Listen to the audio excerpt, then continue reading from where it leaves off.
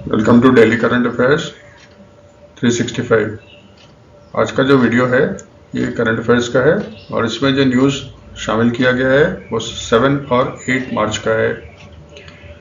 ठीक है, लेकिन ये वीडियो जो है ना वो आपको 9 मार्च को मिलेगा। 8 मार्च को एक वीडियो अपलोड किया गया था, उसमें सर्टिफिकेट ऑफ डिपॉजिट्स और कमर्शियल पेपर्स दोनों के बीच का क्या डिफरेंस होता है, उनके फीचर्स क्या होते हैं, उसको अपलोड किया गया था। तो उसको भी आप देख लेना, वो आपके एग्जाम्स के लिए बहुत ही हेल्पफुल होगा।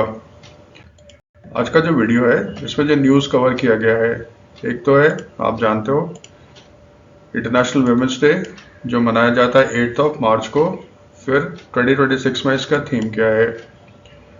इंडिया ने third time ICC men's T20 cricket world cup जीता है। ठीक है, तो फिर ICC men's T20 world cup cricket का विनर्स का जो हिस्ट्री है पूरा एक चार्ट बना के आपको दे दिया गया है। लक्ष्य सेन सेकेंड टाइम अनलकी रहे। ये ऑल इंग्लैंड ओपन के सिंगल्स के फाइनल में लगातार दूसरी बार हार चुके हैं। इससे पहले 2022 के फाइनल में भी वो हार गए थे। फिर जिस ऑल इंग्लैंड बैडमिंटन चैंपियनशिप 2026 के सारे विनर्स का एक लिस्ट बना हुआ है।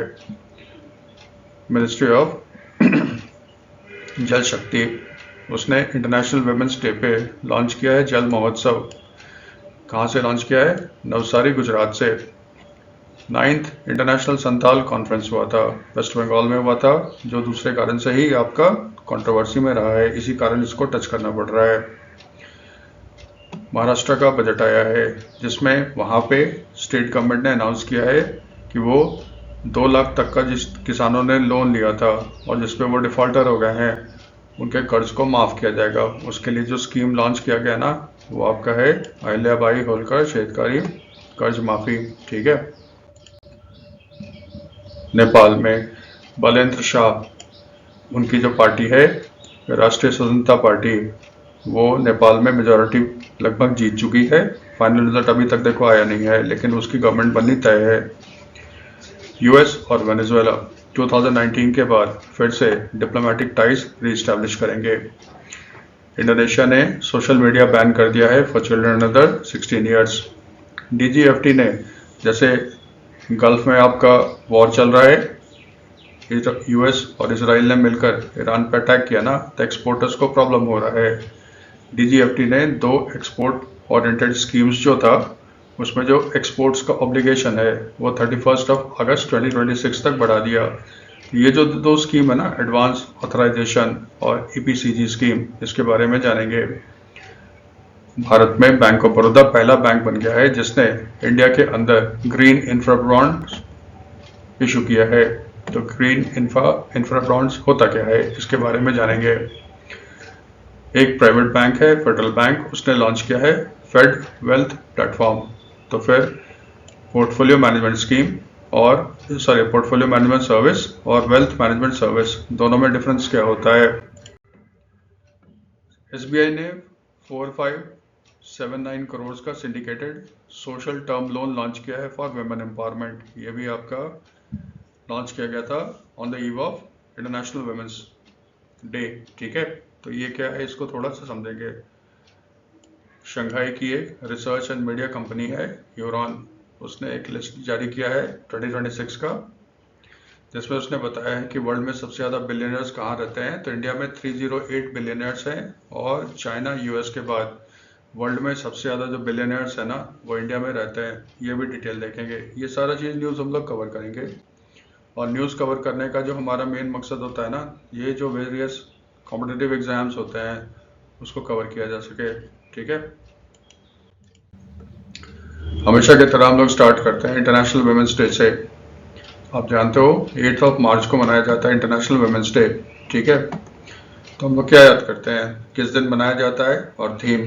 2026 का जो थीम है ना वो है rights, justice, action for all women and girl. ये थीम याद रखना है और डेट याद रखना है, इससे ज़्यादा कुछ नहीं करना है इसमें। फिर स्पोर्ट्स में सीधा आ जाओ, क्योंकि सबसे बड़ा जो न्यूज़ था यही था ना, इंडिया ने मेंस T20 वर्ल्ड कप जो 2026 का था उसको जीत लिया और ये इंडिया का थर्ड टाइटल था ICC men's T20 cricket world cup का। इसमें देखो, आप सब जानते ही हो, लेकिन फिर भी जो फर्स्ट टाइम पर देख रहे हैं, इंडिया ने किसको हरा दिया? न्यूजीलैंड को हरा दिया फाइनल में।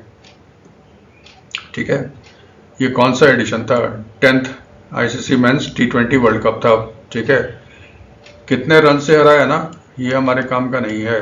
आप सिर्फ याद रखना किसको हराया, न्यूजीलैंड को, और एडिशन कौन सा था? 10th ICC men's T20 world cup. फिर इंडिया पहला टीम बन गया है जिसने सक्सेसफुली डिफेंड किया है T20 वर्ल्ड कप को। इसका मतलब क्या हुआ? 2024 में जो यूएस और वेस्ट इंडीज में हुआ था 9th ICC men's T20 cricket world cup, उसको देखो इंडिया ने जीता था।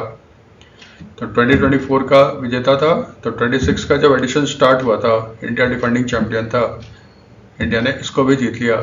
आज तक ICC men's T20 cricket world cup के हिस्ट्री में कभी भी ऐसा नहीं हुआ है जो डिफेंडिंग टीम है वो फिर अगला टूर्नामेंट भी जीत जाए। तो इंडिया पहला टीम हो गया जिसने सक्सेसफुली डिफेंड किया है T20 वर्ल्ड कप। और इंडिया पहला टीम हो गया है जिसने होम सॉइल पर, ठीक है, ये वर्ल्ड कप जीता है। आज तक कभी किसी होस्टिंग कंट्री यानी कि मेजबान देश ने कभी भी ICC men's T20 cricket world cup नहीं जीता। इंडिया ने ये भी कर दिया। इसका मतलब दो यूनिक चीज हो गया, पहला टीम जिसने T20 वर्ल्ड कप को डिफेंड किया टाइटल को, और प्लस अपने घर में इसको जीता है। तीसरा, ये जो 96 रन का जो विक्ट्री मार्जिन है ना, ये इंडिया का हाईएस्ट है ना T20 मैच। ठीक है, चलो फाइनल कहाँ पे खेला गया था? फाइनल खेला गया था वर्ल्ड के लार्जेस्ट क्रिकेट स्टेडियम का नाम क्या है? नरेंद्र मोदी स्टेडियम। और ये कहाँ पे है? अहमदाबाद में। ठीक है, तो ये भी याद रखिएगा, फाइनल कहाँ हुआ था? नरेंद्र मोदी स्टेडियम जो है अहमदाबाद में, और ये वर्ल्ड का लार्जेस्ट क्रिकेट स्टेडियम है।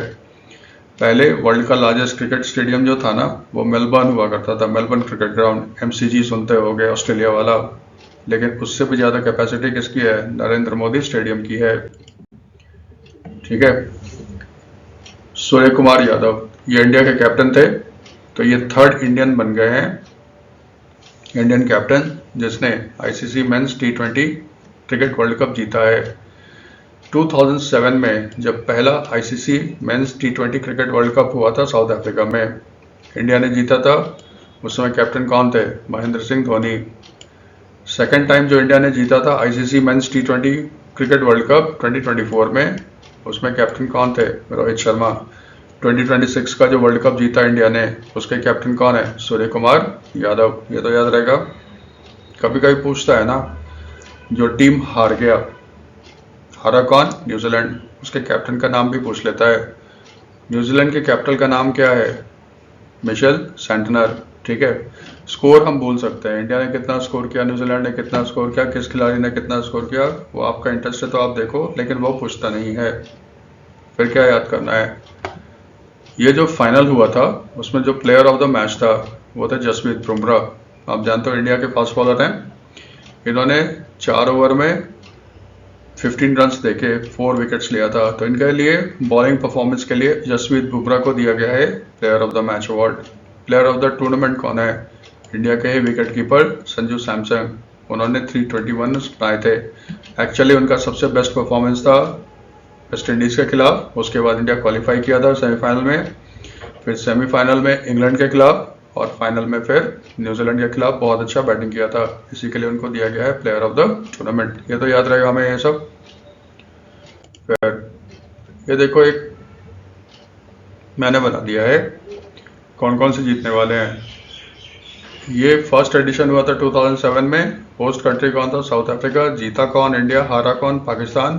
कैप्टन कौन थे इंडिया के? धोनी। टोटल टीम कितनी थी? 12। सेकंड जो हुआ था ना 2009 में हुआ था, ठीक है। होस्ट कंट्री कौन था? इंग्लैंड। जीता कौन? पाकिस्तान। विनर रनर्स अप कौन था? South Africa. कैप्टन कौन थे? 12। थर्ड हुआ था 2010 में। होस्ट कंट्री था वेस्ट इंडीज। जीता कौन? इंग्लैंड। फाइनल में कौन हारा? ऑस्ट्रेलिया। इंग्लैंड के कैप्टन कौन थे? Paul Collingwood. इसमें भी कितने थे? 12 थे। फिर देखो फोर्थ आया 2012 में। होस्ट कंट्री कौन था? श्रीलंका। जीता कौन? West Indies. रनर्स अप कौन था? श्रीलंका। और वेस्ट इंडीज के कैप्टन कौन थे? Darren Sami.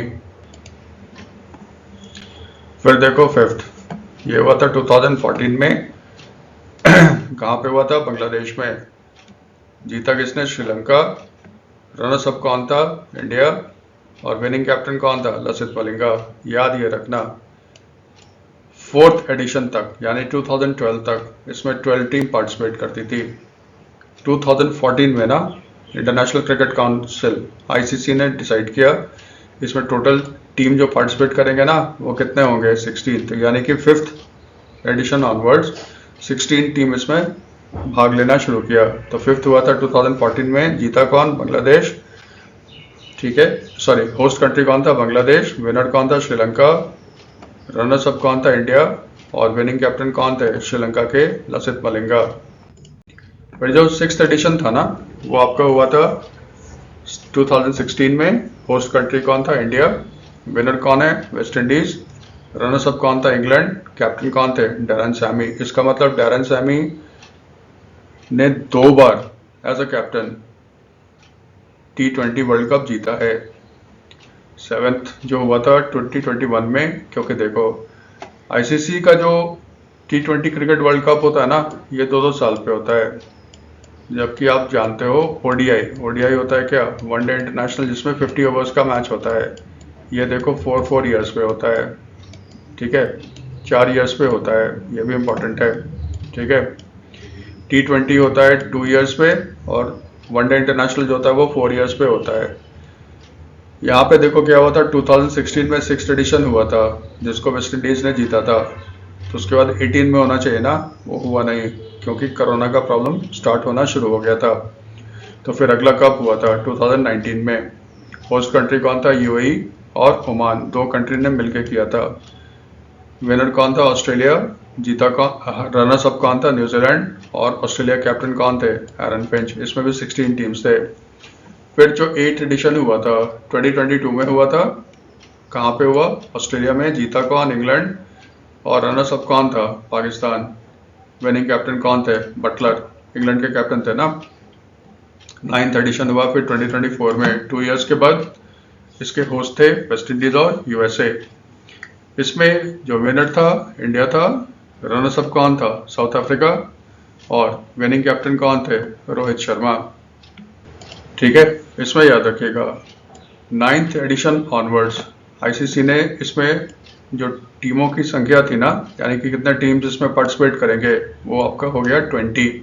यानी कि अब T20 cricket mains world cup में 20 टीम्स पार्टिसिपेट करती है। तो फिर जो 10th था 2026 में हुआ। इसके होस्ट कौन थे? India and Sri Lanka.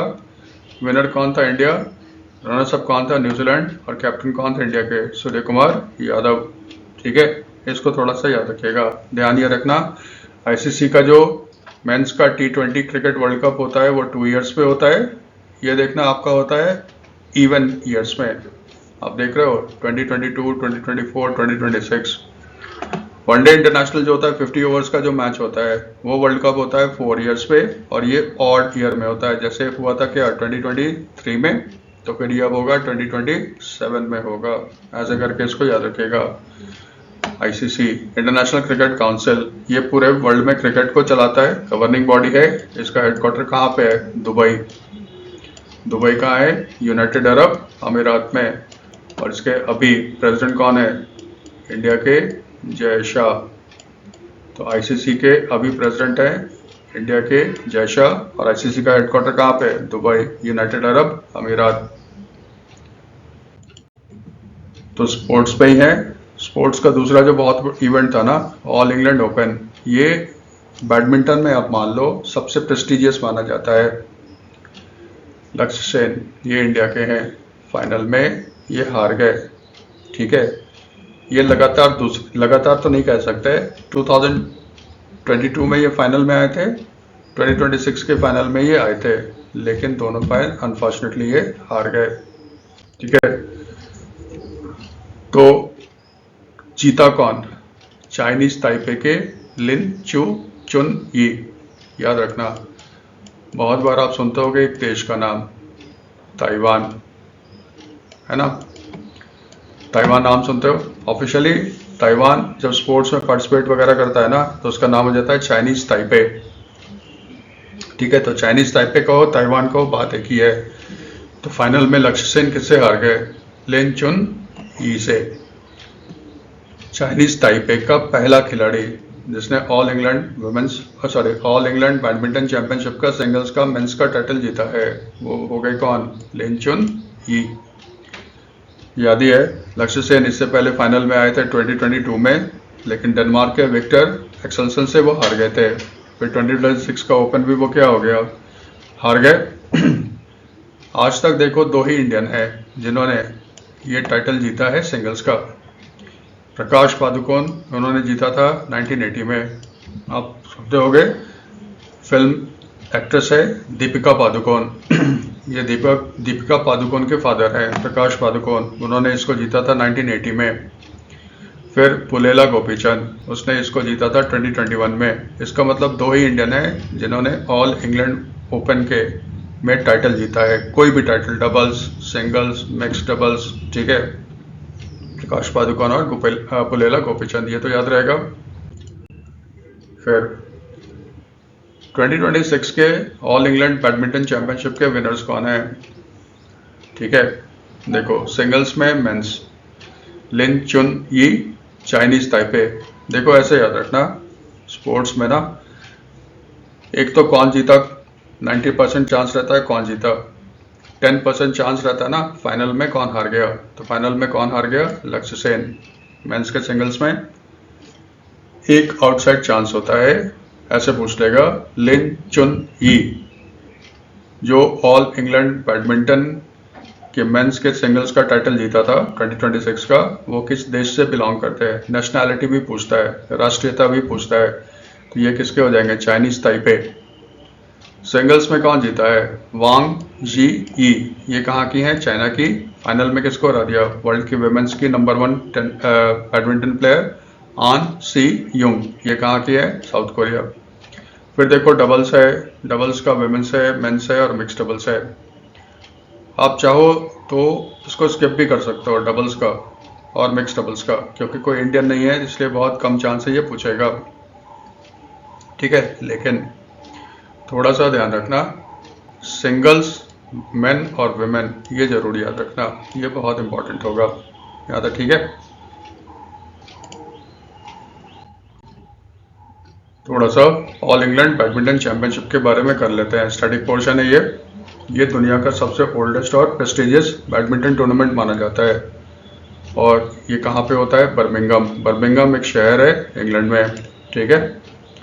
इसको स्टार्ट किया गया था 1899 में, और 1899 और 1900 का जो पहला 2 एडिशन था ना, उसमें इसको कहा जाता था बैडमिंटन एसोसिएशन टूर्नामेंट। फिर 1901 से इसका नाम हो गया ऑल इंग्लैंड बैडमिंटन चैंपियनशिप। सबसे ज़्यादा बार किसने जीता है? सर जॉर्ज थॉमस, ये इंग्लैंड के हैं। जैसे आप सुनते होंगे टीम का इवेंट होता है बैडमिंटन में, तो टीम इवेंट में जो मेंस का होता है उसको कहते हैं थॉमस कप,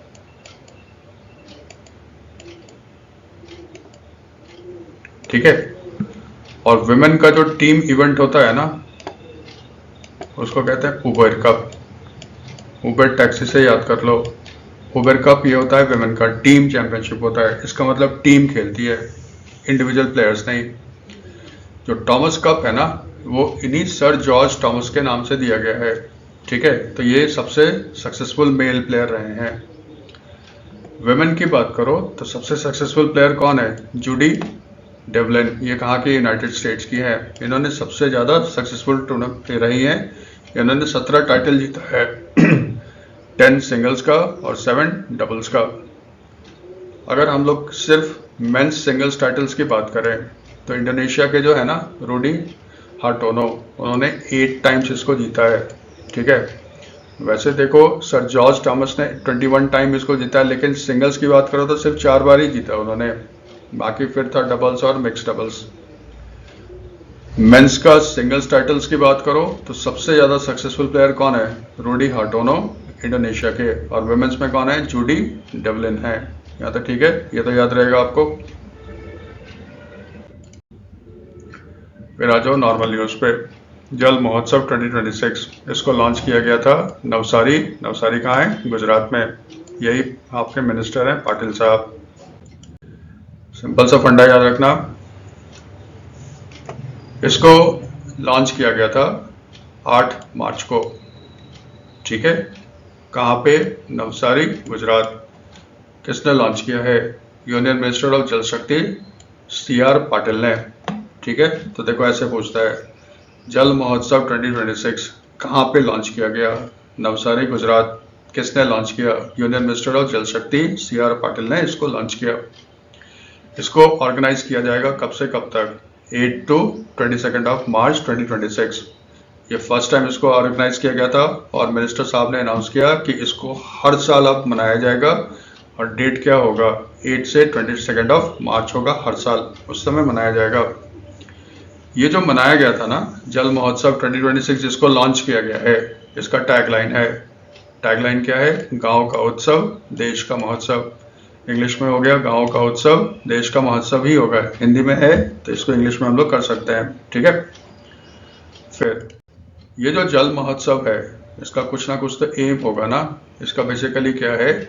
ये फोकस करेगा on the formal handover of water supply assets to gram panchayat through Jal Arpan Diwas, ठीक है। इसका एम क्या है? To strengthen water quality testing and monitoring and ensure safe drinking water through community participation among other objectives. ये तो याद रहेगा, ठीक है। अब देखो इसका बैकग्राउंड क्या है। ये सारा जो है ना वो रिलेटेड है किससे? जल जीवन मिशन से। जल जीवन मिशन को मिनिस्ट्री ऑफ जल शक्ति ने लॉन्च किया था। और ऑफिशियली इसको किसने लॉन्च किया था? प्राइम मिनिस्टर नरेंद्र मोदी साहब ने लॉन्च किया था। कब किया था? 15 अगस्त 2019 को। इसका मतलब 15 अगस्त 2019 को ना एज अ प्राइम मिनिस्टर जब रेड फोर्ट से वो भाषण दे रहे थे तब उन्होंने इसको अनाउंस किया था। इसका देखो एम क्या है। भारत में जितने भी रूरल हाउस होल्ड है, यानी कि हर गांव में, हर घर में जो गांव में है, उनको प्रोवाइड किया जाएगा functional house hold tap connection. इसका मतलब नल से आपका पानी आएगा, ड्रिंकिंग वाटर आएगा जो अच्छी क्वालिटी का होगा, ठीक है। ये इसका देखो एम है। पहले गवर्नमेंट ऑफ इंडिया ने टारगेट रखा था कि भारत में जितने भी विलेज हैं वहाँ पे हर घर में आपका टैप वाटर आएगा, नल से पानी आएगा जो पीने लायक होगा। ये अचीव करना था 2024 को, लेकिन इसको एक्सटेंड कर दिया गया कब? 2028 तक। इसमें देखो क्या होता है, जिम्मेदारी दी जाती है पंचायत को। पंचायत को कहा जाता है कि आप ऑडिट करो। अगर आपके पंचायत में जितने सारे विलेज हैं और उसमें जितने सारे घर हैं, अगर हर घर में पानी आना शुरू हो गया है थ्रू नल, यानी कि टैप वाटर आना शुरू हो गया है, तो आप सर्टिफाई करो कि आपका यहाँ पे ये टारगेट पूरा हो गया। तो जिस पंचायत के हर विलेज के हर गांव में, हर घर में ड्रिंकिंग वाटर आ रहा है ना थ्रू टैप, यानी नल के द्वारा जो पीने का पानी आ रहा है ना, अगर इसको सर्टिफाई कर देता है वहाँ का पंचायत तो उसको डिक्लेयर कर दिया जाता है हर घर जल विलेज। तो एक तो ये है। दूसरा क्या है कि इसका क्वालिटी होना चाहिए, तो क्वालिटी भी एश्योर होना चाहिए। इसी के लिए स्कीम लॉन्च किया गया है, अवेयरनेस जनरेट करने के लिए। भारत में गोवा पहला स्टेट था जिसको सर्टिफाई किया गया था हर घर जल, यानी कि गोवा पहला स्टेट है इंडिया में जिसके हर विलेज के, हर गांव में, हर विलेज के हर घर में टैप वाटर पहुंचा। यूनियन टेरिटरी की बात करो तो यूनियन टेरिटरी में पहला यूनियन टेरिटरी कौन है? Dadra and Nagar Haveli, Daman and Diu, ठीक है। ये थोड़ा सा याद रखने का जल जीवन मिशन में। International 9th international Santhal conference. देखो संथाल जो है बेसिकली क्या होते हैं? ट्राइब्स होते हैं। बहुत जगह ना आप देखोगे संथाल को इस तरह से लिखते हैं, ये भी चलता है, ये भी चलता है, आजकल यही दिख रहे हैं गवर्नमेंट के डॉक्यूमेंट्स में। ये ट्राइब्स है बेसिकली छोटा नागपुर एरिया में पाए जाते हैं। छोटा नागपुर में तो फिर आ जाएगा बंगाल, झारखंड और कुछ उड़ीसा के पार्ट भी हैं। प्रेसिडेंट द्रौपदी मुर्मू आप जानते हो पहले प्रेसिडेंट है भारत के जो एक ट्राइब से आती है, ये भी संथाल ट्राइब से ही आती है। जब दार्जिलिंग में इसका आयोजन हुआ था ना, ऑर्गेनाइज किया गया था ना, तो इन्होंने कंप्लेन किया था कि जो 9th इंटरनेशनल संथाल कॉन्फ्रेंस का जो वेन्यू है, जगह है, वो बहुत ही छोटा है। वेस्ट बंगाल गवर्नमेंट को उसने कहा था, तो ममता दीदी भड़क गई और कुछ उल्टा सीधा बोल दिया। इसके बाद ममता दीदी की जम के आलोचना भी हुआ था। हम लोग उसमें नहीं जाएंगे, हम लोग सिर्फ स्टिक करेंगे किस पे, 9th इंटरनेशनल संथाल कॉन्फ्रेंस। इस तरह के न्यूज़ को कैसे पढ़ा जाता है? 9th इंटरनेशनल संथाल कॉन्फ्रेंस कहाँ पे हुआ? ये हुआ था दार्जिलिंग। दार्जिलिंग कहाँ है? बंगाल में। Of course president Droupadi Murmu ने इसको अटेंड किया था। संथाली ना एक लैंग्वेज भी है, ठीक है। 2003 में पार्लियामेंट ने पास किया था 92nd कॉन्स्टिट्यूशनल अमेंडमेंट, ठीक है। इसको फिर तो constitutional 92nd constitutional amendment act ने क्या किया है, उसने हमारे कॉन्स्टिट्यूशन के 8 शेड्यूल में, जिसमें लैंग्वेजेस होते हैं ना, उसमें 4 लैंग्वेज को शामिल किया था। उसमें से एक लैंग्वेज कौन था? संथाली था। तो ये जो 4 लैंग्वेज शामिल हुए थे ना, एक तो हो गया आपका बोडो। बोडो भी एक ट्राइबल लैंग्वेज है, और बोडो कहाँ पाए जाते हैं? असम में पाए जाते हैं। दूसरा था आपका डोगरी। डोगरी बेसिकली जम्मू एरिया है ना, वहाँ पे बोला जाता है। एक हो गया मैथिली। मैथिली कहाँ है? ये बिहार में बेसिकली बोला जाता है, मैथिली। और चौथा लैंग्वेज क्या था? संथाली। ये बेसिकली संथाल ट्राइब्स के द्वारा बोला जाता है। तो 92nd अमेंडमेंट पास हुआ था, कॉन्स्टिट्यूशनल अमेंडमेंट, और 8 शेड्यूल में ये 4 और ऐड किए गए। तो 8 शेड्यूल में टोटल लैंग्वेज अब कितने हो गए हैं? टोटल लैंग्वेज हो गए हैं 22, ठीक है। अब देखो, लैंग्वेज होगा तो उसका स्क्रिप्ट होगा। तो संथाली लैंग्वेज जो है ना, उसका स्क्रिप्ट क्या है? ओल चिकी, ठीक है। पंडित रघुनाथ मुर्मू ने 1925 में ओल चिकी स्क्रिप्ट का इन्वेंशन किया, जिसको यूज करते हैं कौन? संथाली लैंग्वेज में। ये तो याद रहेगा। फिर 25 दिसंबर 2025 को ये अटल बिहारी वाजपेयी का जन्मदिन है ना, क्योंकि याद रखना 2003 में ना भारत के प्राइम मिनिस्टर कौन थे? अटल बिहारी वाजपेयी। तो 25 दिसंबर 2025 को जब इंडिया में मनाया जाता था गुड गवर्नेंस डे, देखो याद रखना, अटल बिहारी वाजपेयी का जो जन्मदिन होता है 25 दिसंबर, उसको गुड गवर्नेंस डे के रूप में मनाया जाता है। तो इस बार भी फंक्शन हुआ था, वहाँ पे संथाली लैंग्वेज जो था ना, ओली चिकी स्क्रिप्ट में इंडियन कॉन्स्टिट्यूशन का ट्रांसलेशन किया गया था, और इसको फॉर्मली रिलीज किया गया था बाय द गवर्नमेंट, ठीक है। ये रखना, याद रखना। तो ओल चिकी याद रखना, 8 शेड्यूल याद रखना, 92nd कॉन्स्टिट्यूशनल अमेंडमेंट याद रखिएगा। देवेंद्र फडणवीस, ये महाराष्ट्र के ना फाइनेंस मिनिस्टर भी हैं, इन्होंने बजट पेश किया था। और हमारे काम का जो था उसमें, क्योंकि देखो बहुत सारा अनाउंसमेंट होता है, लेकिन जो हमारे काम का था उसमें अनाउंस किया था ना कि फार्मर्स के कर्ज को माफ़ किया जाएगा। स्कीम का नाम क्या होगा जिसके तहत ये कर्ज माफ़ किया जाएगा? वो होगा पुण्यश्लोक अहिल्याबाई होलकर शेतकारी कर्ज माफ़ी योजना।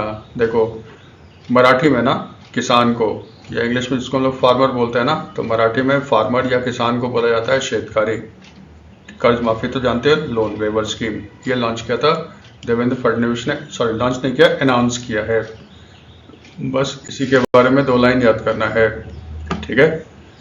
इसमें वो फार्मर्स जिसका एग्रीकल्चर लोन है अप टू 2 लाख, और जो डिफॉल्टर हैं उनका लोन माफ़ किया जाएगा। इसमें कट ऑफ डेट क्या है? 30 सितंबर 2025, यानी 30 सितंबर 2025 को जिस किसानों ने एग्रीकल्चर लोन लिया था और उन्होंने टाइम से इसको वापस नहीं किया था, यानी डिफॉल्टर हो गए थे, उनके एग्रीकल्चर लोन को माफ़ किया जाएगा अप टू ₹2 लाख, ठीक है। तो फिर नुकसान किसका है? जो टाइम से पे करते हैं। तो देवेंद्र फडणवीस ने अनाउंस किया, जो फार्मर अपना लोन टाइम पे चुकाते हैं उनको इंसेंटिव या रिवॉर्ड दिया जाएगा। कितने का? अप टू 50,000 रुपीज़ तक का अवार्ड दिया जाएगा, रिवॉर्ड दिया जाएगा। इसके टर्म्स एंड कंडीशंस क्या होंगे अभी वो क्लियर नहीं है, वो बाद में आएगा। लेकिन आप याद रखना, किस स्टेट गवर्नमेंट ने लॉन्च किया है पुण्यश्लोक अहिल्याबाई होलकर शेतकारी कर्ज माफी योजना, जिसमें किसानों के कर्ज को माफ किया जाएगा। Maharashtra up to 2 lakh rupees तक का लोन जो है वो माफ होगा। यहाँ तक ठीक है। दूसरा, किस स्टेट ने लॉन्च किया है कि वो 50,000 रुपीज का इंसेंटिव या रिवॉर्ड देगा उन फार्मर्स को जिन्होंने टाइम पे आपका लोन वापस किया है? वो स्टेट भी कौन हो जाएगा? महाराष्ट्र। वो भी किसका पार्ट है? पुण्यश्लोक अहिल्याबाई होलकर शेतकारी कर्ज माफी योजना। बस यही याद रखना, इससे ज्यादा कुछ नहीं याद करना है। इंटरनेशनल न्यूज़ पे आ जाओ। ये देखो है बालेंद्र शाह, ये गाना गाते थे, एक्स रैपर थे, जेंजी के बहुत ही पॉपुलर थे। इन्होंने अपनी एक पार्टी बनाई थी, आरएसपी, ठीक है, राष्ट्रीय स्वतंत्रता पार्टी। आप जानते हो 2025 में उस समय नेपाल के प्राइम मिनिस्टर थे खड़ग प्रसाद शर्मा ओली, ठीक है, केपी शर्मा ओली बोलते हैं। उन्होंने एक डिसीजन लिया था कि हम लोग ना जितने भी सोशल मीडिया है नेपाल में वो हमारे साथ रजिस्ट्रेशन करवा लो। सब लोगों ने करवा लिया, ठीक है। इसमें वो उन्होंने किया था, उन्होंने ये कहा था कि अगर सोशल मीडिया नेपाल गवर्नमेंट के साथ रजिस्टर्ड नहीं होगा तो फिर इसको बैन कर दिया जाएगा। उसके बाद तो भाई लोग नेपाल में जो यंग पॉपुलेशन है ना वो तो सड़क पे उतर गया। और फिर जो पुराना ग्रीवेंसेस था, नेपाल में हमेशा सरकार बदलता रहता, आया राम गया राम की सरकार हुआ करती थी, करप्शन हुआ करता था, उसके खिलाफ लोगों का गुस्सा फूट करा। और बहाना क्या मिल गया, ये जो सोशल मीडिया पे इसने बैन की बात की थी। उसके बाद तो केपी शर्मा ओली भाग गए, सरकार गिर गई, इंटरिम गवर्नमेंट बनी। और फिर मार्च में आपका पार्लियामेंट्री इलेक्शन हुआ है। सबसे पॉपुलर लीडर के रूप में कौन उभर कर आए थे, बालेंद्र शाह, और इनकी पार्टी ने वहाँ पे मेजॉरिटी हासिल कर ली है, ठीक है। यही है कहानी, ये आपने सुना भी होगा। हम लोग थोड़ा सा एग्जाम फोकस हो जाए, ठीक है। बालेंद्र शाह की पार्टी का नाम क्या है, राष्ट्रीय स्वतंत्रता पार्टी, आरएसपी। जिस कॉन्स्टिट्यूंसी से केपी शर्मा ओली खड़े हुए थे ना, खड़ग प्रसाद शर्मा ओली, जो communist party of Nepal unified Marxist Leninist party उनका नाम है, पार्टी का नाम। इनके खिलाफ ये खड़े हुए, बालेंद्र शाह ने 50,000 वोट से इसको हरा दिया, ठीक है। इसका मतलब एक सिंबल भी था, नेपाल के लोग पुराने जो पॉलिटिशियन है ना उसको लात मारकर भगा रहे हैं, ठीक है। अब आ जाओ, नेपाल का जो पार्लियामेंट है ना उसको इंग्लिश में कहते हैं पार्लियामेंट ऑफ नेपाल, और नेपाली में कहते हैं संघीय संसद। याद रखना, नेपाली लैंग्वेज जो है ना वो देवनागरी स्क्रिप्ट को इस्तेमाल करता है। हिंदी भी आपका देवनागरी स्क्रिप्ट को इस्तेमाल करता है, इसलिए आप देखोगे मिलता जुलता है। आप याद रखना, नेपाल के पार्लियामेंट को क्या कहते हैं, संघीय संसद, ठीक है, यानी कि इंग्लिश में कहते हैं फेडरल पार्लियामेंट। इंग्लिश में इसका नाम है फेडरल पार्लियामेंट। नेपाल के भाषा के जैसे हम कहते हैं ना अपने देश में, हमारे देश के पार्लियामेंट का क्या नाम है, संसद। नेपाल के पार्लियामेंट का नाम है फेडरल पार्लियामेंट, और वहाँ की भाषा में संघीय, नेपाली भाषा में हो गया संघीय संसद। से संघीय संसद याद रखना। इसके दो हाउस है, लोअर हाउस है हाउस ऑफ रिप्रेजेंटेटिव, इसको वहाँ पे कहते हैं प्रतिनिधि सभा। अपर हाउस है नेशनल असेंबली, राष्ट्रीय सभा। इसका मतलब जैसे हमको लगता है ना सीधा हिंदी ट्रांसलेशन है, ये नेपाली ट्रांसलेशन है। और क्योंकि हिंदी और नेपाली दोनों का जो स्क्रिप्ट है वो बेसिकली क्या है, देवनागरी, इसलिए आपको लगता होगा कि हिंदी की भाषा है, हिंदी नहीं है, नेपाली है, याद रखना। लोअर हाउस हो गया प्रतिनिधि सभा, अपर हाउस हो गया राष्ट्रीय सभा। जो लोअर हाउस होता है इसको पीपल के द्वारा इलेक्ट किया जाता है, इसमें टोटल मेंबर होते हैं 275। नेपाल के कॉन्स्टिट्यूशन के मुताबिक 275 में से ना 165 मेंबर जो होते हैं वो डायरेक्टली इलेक्टेड होते हैं बाय पीपल, और 110 जो सीट होता है ना इसमें आते हैं थ्रू प्रोपोर्शनल रिप्रेजेंटेशन सिस्टम। इसका मतलब नेपाल में जब इलेक्शन होता है ना पार्लियामेंट के लिए तो लोगों को 2 बैलेट पेपर दिया जाता है। एक तो होता है उसमें सीधा कहा जाता है किस कैंडिडेट को आप चुनोगे, डायरेक्टली इलेक्टेड।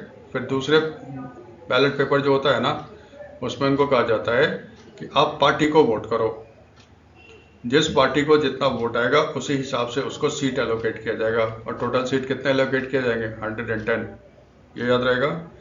नेपाल के प्रेसिडेंट अभी कौन है, रामचंद्र पौडेल, और बहुत उम्मीद है कि बालेंद्र शाह को ही बनाया जाएगा नेपाल के न्यू प्राइम मिनिस्टर। तो जब वो फॉर्मली आपके आ जाएंगे उसके बाद उसको कवर किया जाएगा।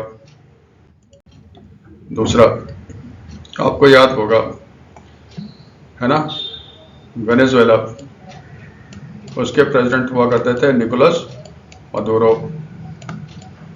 यूनाइटेड स्टेट के साथ वेनेजुएला का अच्छा चलता नहीं है। निकोलस मदुरो के पॉलिटिकल गुरु थे ह्यूगो चावेज, वो कम्युनिस्ट थे। तब से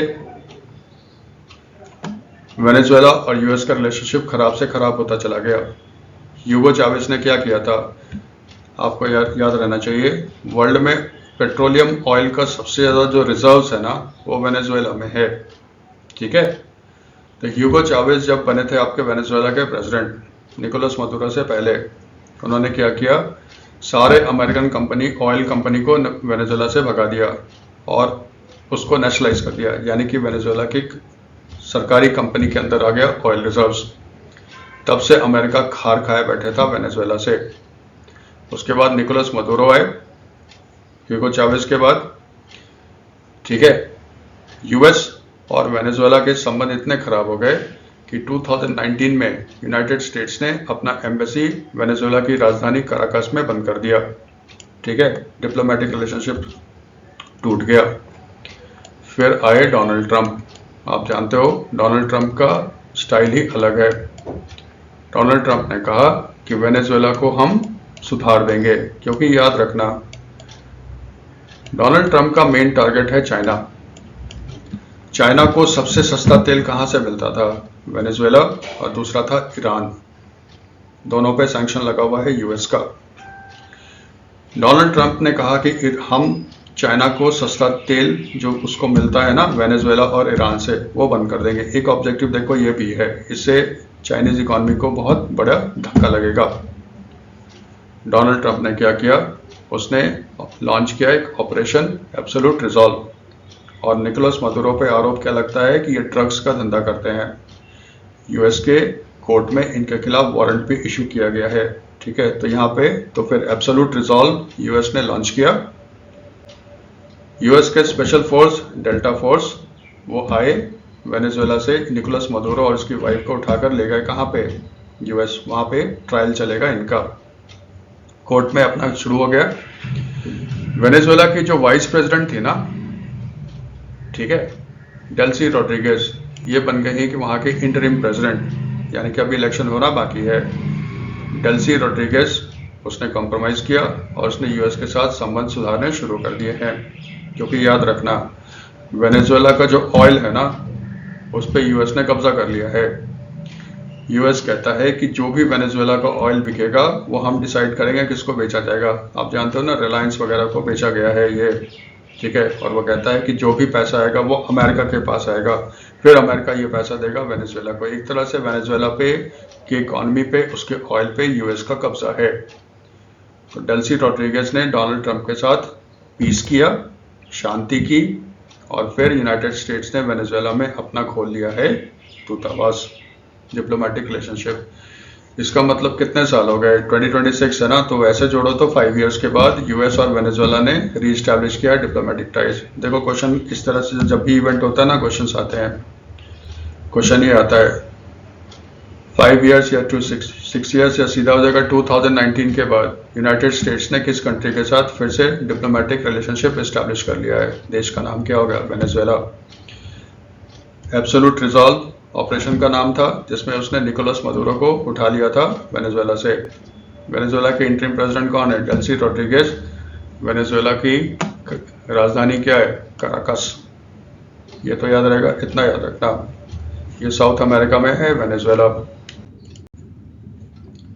फिर आप देखे थे पिछले वाले वीडियो में, चंद्रबाबू नायडू ने अनाउंस किया था कि आंध्रा में 13 ईयर्स से कम उम्र के बच्चे को सोशल मीडिया बैन। उसी दिन कर्नाटका के सीएम सिद्धारमैया साहब ने कर्नाटका जब बजट पेश किया था ना, उन्होंने अनाउंस किया था कि 16 ईयर्स से कम उम्र के बच्चे को कर्नाटका में सोशल मीडिया क्या होगा, बैन। कर्नाटका वाला देखो प्रपोज्ड है, जबकि चंद्रबाबू नायडू ने कह दिया कि हमने इसको इम्प्लीमेंट कर दिया। धीरे धीरे इम्प्लीमेंट होगा। शुरुआत कहाँ से हुआ था, शुरुआत हुआ था आपका ऑस्ट्रेलिया से। ऑस्ट्रेलिया वर्ल्ड का पहला कंट्री था जिसने 16 ईयर्स से कम उम्र के बच्चों के लिए सोशल मीडिया को बैन कर दिया था। अपने देश की बात करो तो आंध्रा 13 ईयर्स, प्रपोजल है कर्नाटका का 16 ईयर्स। वर्ल्ड का शायद दूसरा कंट्री जिसने सोशल मीडिया बैन किया है वो है आपका इंडोनेशिया। बस यही याद रखना, यहाँ तक ठीक है। DGFT उसने एक्सटेंड कर दिया है एक्सपोर्ट ऑब्लिगेशन फॉर कंपनीज दो स्कीम के तहत टिल 31 अगस्त 2026। पहले DGFT का फुल फॉर्म देख लो, director general of foreign trade. ये किसके अंदर आता है? ये आता है under the union ministry of commerce and industry. Bharat में जो फॉरेन ट्रेड पॉलिसी बनता है ना, उसको इम्प्लीमेंट कौन करता है? DGFT करता है। ठीक है, ये आता है under the ministry of commerce and industry. इसने एक नोटिफिकेशन इशू किया है, तो उसने कहा है जो एडवांस ऑथराइजेशन है ना, ये देखो AA बोलते हैं इसको, और export promotion capital good scheme EPCG, full form याद रखना EPCG का। इसके तहत जो एक्सपोर्टर्स पे एक्सपोर्ट के ऑब्लिगेशन थे, जिनको ये ऑब्लिगेशन पूरा करना था 1 मार्च से लेकर 31 मई 2026 के बीच में, उसका जो टाइम पीरियड है ना, उसने बढ़ा के कर दिया है कितना? 31 अगस्त 2026। इसका मतलब कुछ महीने की मोहलत मिल गई है ताकि आप अपना एक्सपोर्ट का ऑब्लिगेशन पूरा कर सको। उम्मीद यही है देखो कि उस समय तक ना, जो वेस्ट एशिया में आपका वॉर चल रहा है, इजराइल और US ने मिलकर जो ईरान पे अटैक किया है, ठीक है, वो शायद तब तक स्टेबल हो जाएगा, है ना। इसीलिए इनको थोड़ा सा टाइम दिया गया है ताकि आप अपना एक्सपोर्ट का ऑब्लिगेशन पूरा कर सको। US ने जो ऑपरेशन लॉन्च किया अगेंस्ट ईरान, उसका नाम रखा है एपिक फ्यूरी। इजराइल ने अपने ऑपरेशन का नाम दिया है क्या? Roaring lion. ठीक है, तो एपिक फ्यूरी याद रहेगा, और इजरायलियों का क्या है? Operation roaring lion. अब थोड़ा सा कर लो दो स्कीम, एडवांस ऑथराइजेशन और एक्सपोर्ट प्रमोशन कैपिटल गुड्स। ये तो देखो एडवांस ऑथराइजेशन स्कीम है ना, इसमें क्या होता है, जो एक्सपोर्टर्स हैं उनको कहा जाता है कि आप जो भी सामान यूज करोगे ना एक्सपोर्ट पर्पस के लिए, यानी कि कोई सामान आप बनाओगे, गुड्स होगा या सर्विस होगा, उसमें जो आपको जरूरत पड़ती है सामान की, उस गुड्स एंड सर्विसेज के लिए, वो आप इंपोर्ट कर लो। इसके लिए आपको कोई कस्टम ड्यूटी वगैरह देने की ज़रूरत नहीं होगा। ठीक है, फिर आप क्या करोगे, वो सामान लाओगे, उसको मिक्स करोगे अपने में, फाइनल प्रोडक्ट बनाओगे, गुड्स या सर्विस बनाओगे, फिर उसको क्या कर दोगे? एक्सपोर्ट कर दोगे।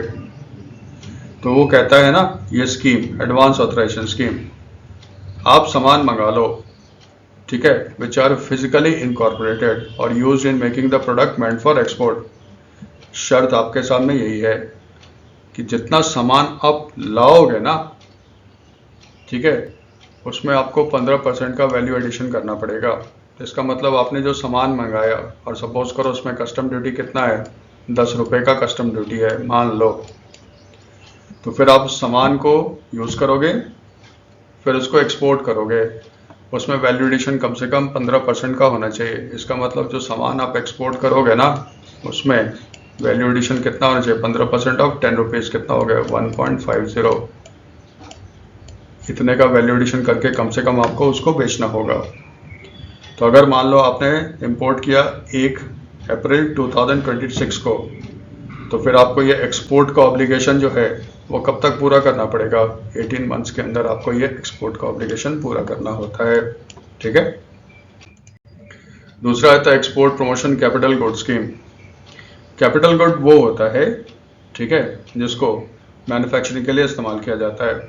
ठीक है, यानी कि वो मशीन्स वगैरह हो गए जिसको यूज़ करते हैं हम लोग दूसरे गुड्स के, फाइनल गुड्स के प्रोडक्शन के लिए। इस स्कीम के तहत क्या होता है, जो एक्सपोर्टर है ना, वो अपने सामान बनाने के लिए मशीन वगैरह का इंपोर्ट कर सकता है। ठीक है, उस पर कोई कस्टम ड्यूटी नहीं लगेगा, उस पर कोई IGST integrated goods and service tax नहीं लगेगा, ना ही उस पर कोई GST कंपनसेशन सेस लगेगा, कुछ नहीं लगेगा। ठीक है, शर्त क्या है इसमें? शर्त यह है कि आप जो सामान इंपोर्ट कर रहे हो और ये टैक्सों से आपको छूट मिल रही है ना, उसका 6 टाइम्स आपको सामान का एक्सपोर्ट करना पड़ेगा। मींस जो सामान उसने एक्सपोर्ट किया, सपोज करो उस पर कस्टम ड्यूटी पे छूट मिल गया कितना? 5 रुपये का। Integrated goods and service tax में छूट मिल गया कितने का? सपोज करो 2 रुपये का। और GST कंपनसेशन में कितने का छूट मिल गया? 1 रुपये का। इसका मतलब उस सामान पे इसको टैक्स में छूट कितने का मिल गया? 8 रुपीज़ का।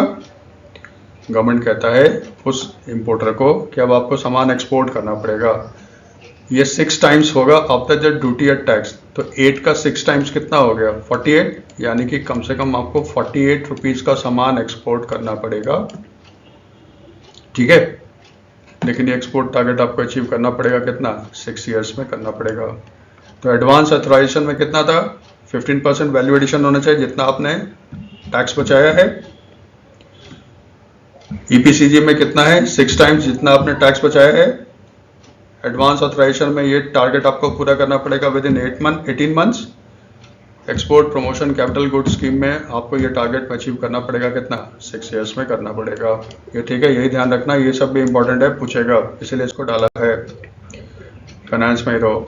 बैंक ऑफ बड़ौदा भारत का पहला बैंक बन गया है जिसने इंडिया के अंदर ग्रीन इंफ्रा बॉन्ड्स इशू किया है, और ये कितने का था 10,000 करोड़ का, ठीक है। First bank to issue green infra bond in India, ये कितने का था 10,000 करोड़। बॉन्ड का नाम क्या था series 1 long term green infrastructure bond. Bond को लिस्ट का इशू किया गया कहाँ पे नेशनल स्टॉक एक्सचेंज पे, यानी कि लिस्ट होगा नेशनल स्टॉक एक्सचेंज पे।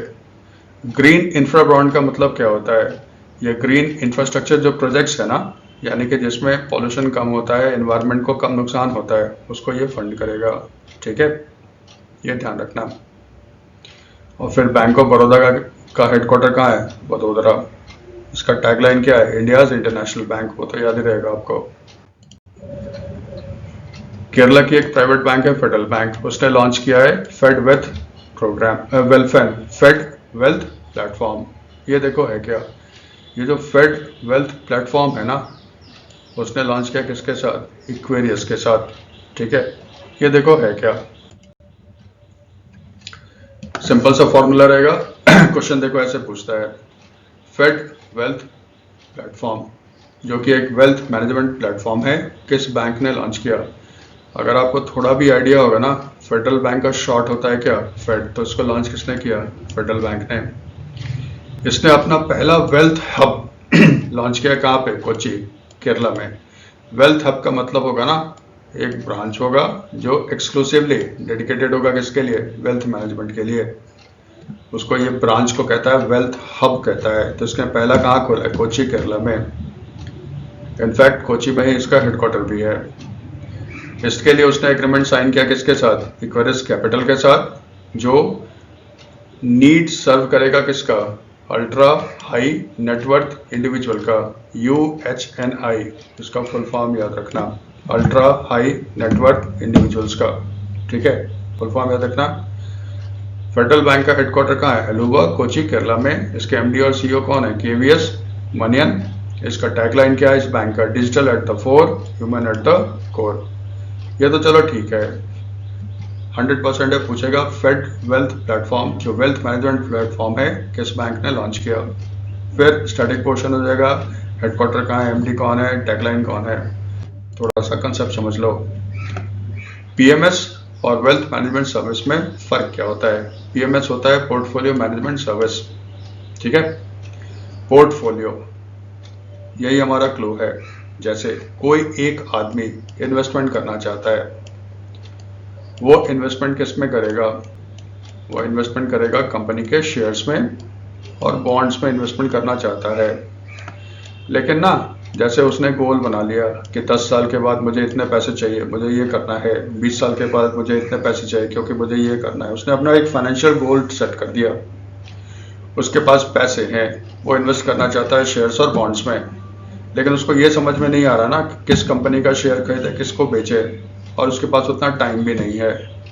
तो यहाँ पे प्रोफेशनल आ जाते हैं, बैंक्स आ गए, वो कहते हैं ना आप ये काम हमें दे दो, ठीक है। ये बैंक्स भी करते हैं, स्टॉक ब्रोकर जो होता है वो भी करते हैं क्योंकि इसको रेगुलेट ना से भी करता है, ठीक है। तो वो कहता है ये काम हमें दे दो, वो उससे पूछता है ना आपका फाइनेंशियल गोल्स क्या है, कहाँ कहाँ आपने इन्वेस्टमेंट कर रखा है या कहाँ कहाँ आप करना चाहते हो।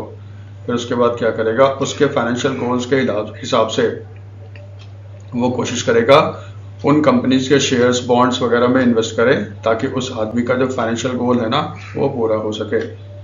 इसका मतलब यहाँ पे कोई उस आदमी के पोर्टफोलियो को मैनेज कर रहा है।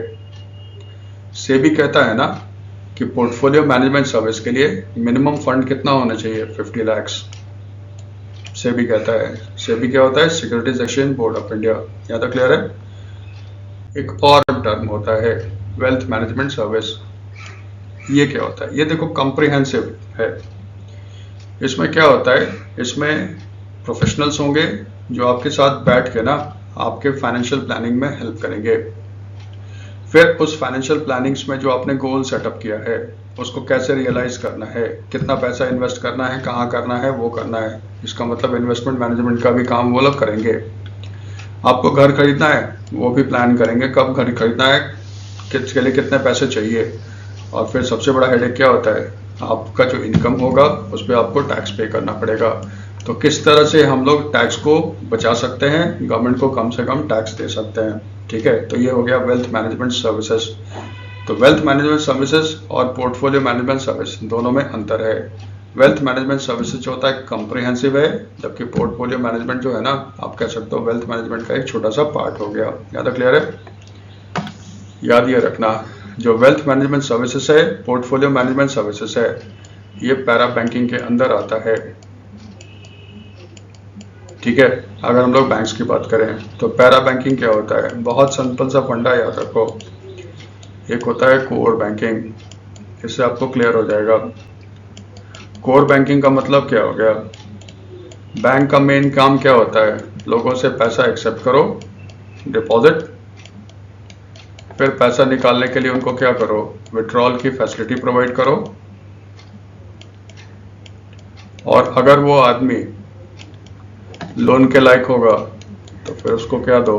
लोन दे दो, है ना? तो accepting deposits, providing withdrawal facility and lending, यानी कि लोन जो होता है ना, ये बैंक का होता है कोर बैंकिंग। कोर काम होता है बैंक का। इसके अलावा जो सर्विसेज वो आपको दे रहा है ना, वो पैरा बैंकिंग में होता है। जैसे सर्विसेज में क्या देता है? वो कहता है क्रेडिट कार्ड ले लो, वो पैरा बैंकिंग है। वो कहता है हमारे म्यूचुअल फंड में इन्वेस्टमेंट कर दो, म्यूचुअल फंड का बिजनेस करता है, वो पैरा बैंकिंग है। इंश्योरेंस का बिजनेस करता है, वो पैरा बैंकिंग है।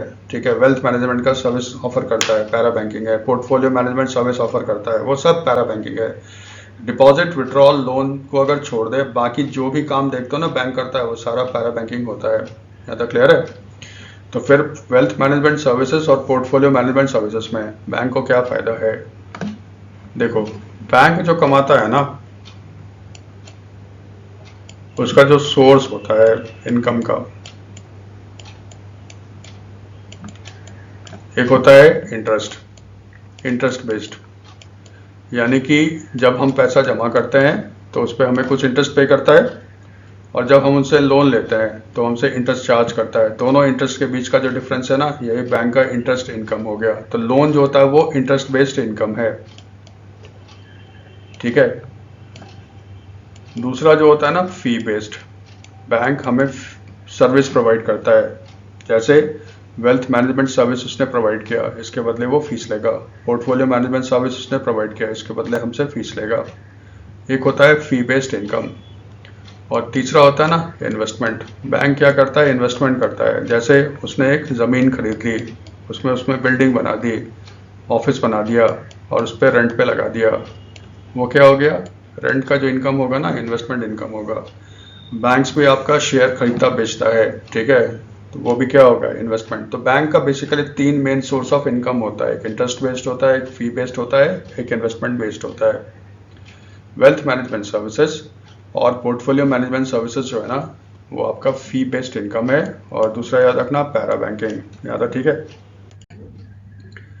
SBI ने लॉन्च किया है यही इंटरनेशनल वुमेन्स डे के दिन 4579 करोड़ का syndicated social term loan for the women empowerment. Total loan कितना है?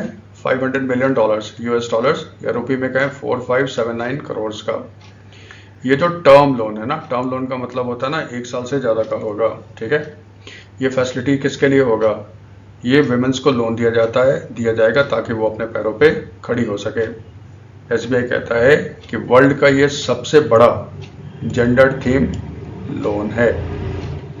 फिर SBI के जो चेयरमैन है ना, CS सेठी साहब, उन्होंने अनाउंस किया कि SBI एम है कि हर 6 साल में उसका साइज डबल हो जाए। ये याद रखना, एसबीआई ने कितने साल में टारगेट रखा है कि उसका साइज डबल हो जाए, 6 इयर्स, और वर्ल्ड के टॉप 10 लार्जेस्ट बैंक में आ जाए in the terms of market capitalization, ये उसने टारगेट रखा है। ठीक है, इसी में याद रखना नवंबर 2025 में एसबीआई थर्ड इंडियन बैंक बन गया after HDFC bank and ICICI bank, जिसका मार्केट कैपिटलाइजेशन $100 बिलियन क्रॉस कर गया था। ठीक है, तो एसबीआई में याद रखना लोन का अमाउंट कितना है, वुमेन्स को प्रोवाइड करेगा फॉर वुमेन एम्पावरमेंट स्कीम्स के लिए। हर 6 साल में उसको अपने एसेट्स को डबल करने का टारगेट रखा है, और उसका टारगेट है कि वर्ल्ड के top 10 on the basis of market capitalization global banks में उसको शामिल करने के लिए। एसबीआई भारत का तीसरा बैंक है एचडीएफसी और आईसीआईसीआई बैंक के बाद, जिसका मार्केट कैपिटलाइजेशन $100 बिलियन को क्रॉस किया है।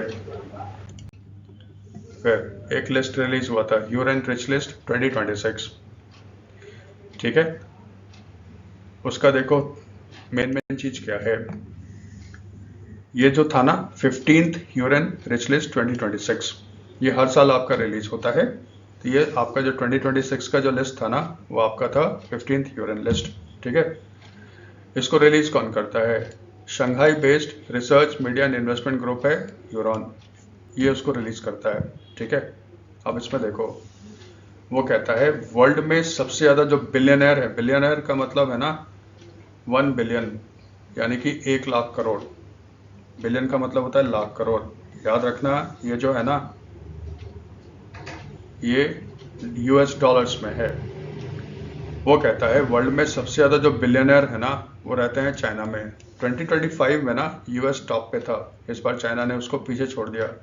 तो दुनिया में सबसे ज्यादा अरबपति है ना, वो रहते हैं कहाँ पे? चाइना में। सेकंड पे कौन है? यूएसए। और थर्ड पे कौन है? इंडिया।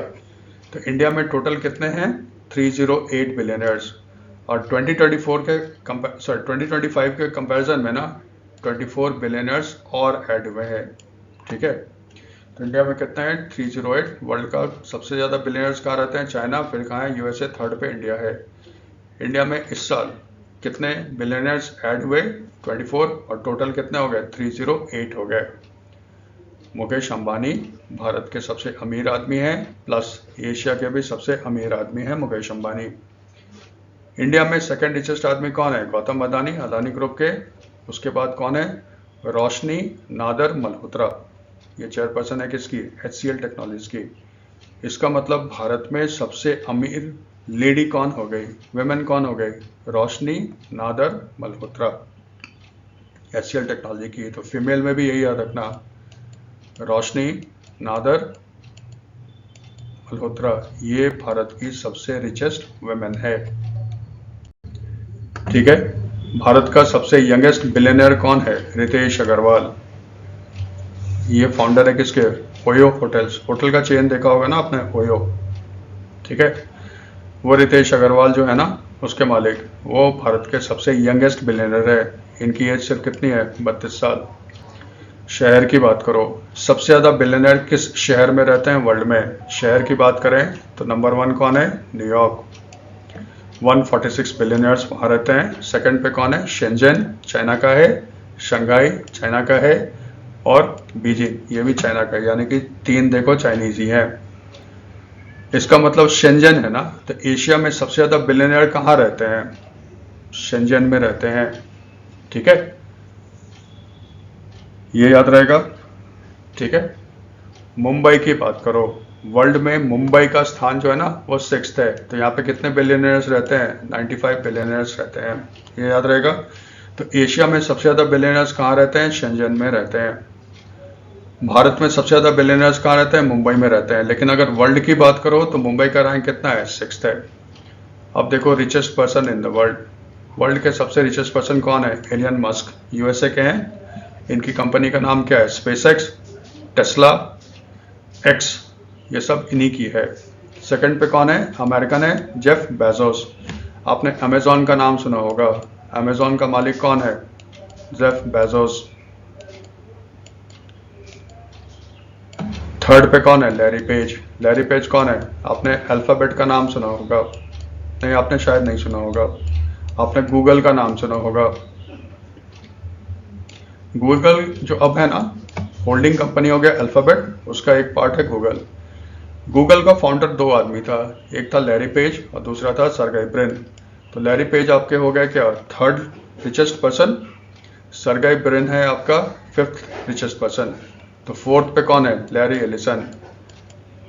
टेक्नोलॉजी कंपनी है ओरेकल, शायद आपने नाम सुना होगा, ये ओरेकल के मालिक हैं लैरी एलिसन। तो देखो पहले टॉप 5 जो है ना सारे अमेरिकन हैं।